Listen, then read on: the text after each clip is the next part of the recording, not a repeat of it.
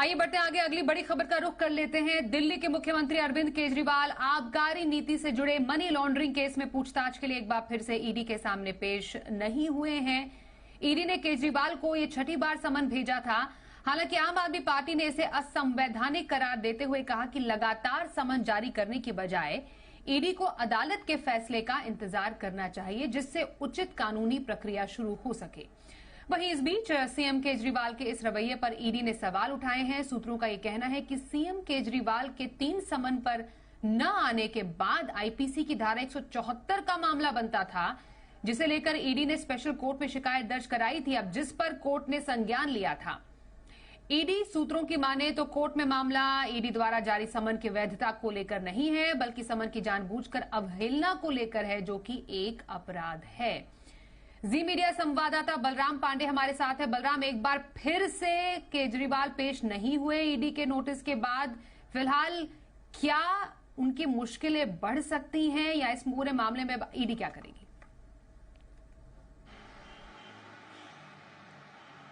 देखिए, आपको बता दें, दिल्ली के मुख्यमंत्री अरविंद केजरीवाल ने स्पष्ट कहा कि जो ईडी उन्हें समन भेज रही है वो गैर कानूनी, असंवैधानिक है और यही वजह है कि छठे समन पर भी दिल्ली के मुख्यमंत्री अरविंद केजरीवाल ईडी के सामने पेश नहीं हुए।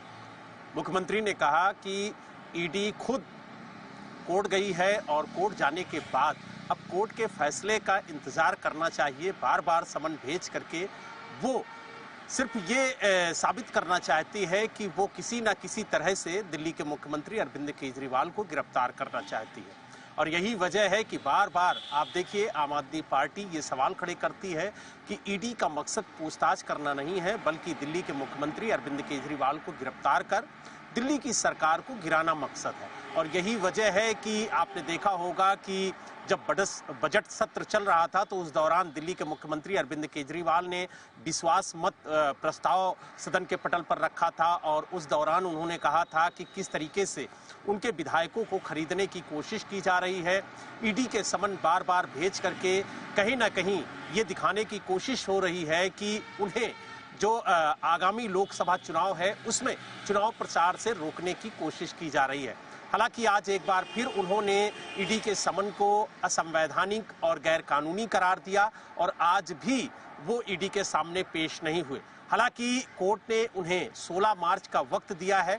सुबह 10 बजे उन्हें कोर्ट में पेश होना है, क्योंकि ईडी खुद समन को लेकर के कोर्ट गई है और उसने कोर्ट में अर्जी दे करके ये कहा है कि 5 समन लगातार जारी किए गए, लेकिन एक भी समन पर दिल्ली के मुख्यमंत्री अरविंद केजरीवाल पेश नहीं हुए।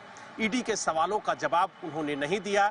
यही वजह है कि ईडी की जो कार्यवाही है वो प्रभावित हो रही है और अगर पूछताछ में सहयोग नहीं करते हैं तो कोर्ट उन्हें पूछताछ की अनुमति दे तो वो जा करके उनके आवास पर पूछताछ करे या फिर उन्हें बुला करके पूछताछ करे, क्योंकि जिस तरीके से लगातार नवंबर से ईडी समन जारी कर रही है और वो एक भी समन पर पूछताछ में शामिल नहीं हुए।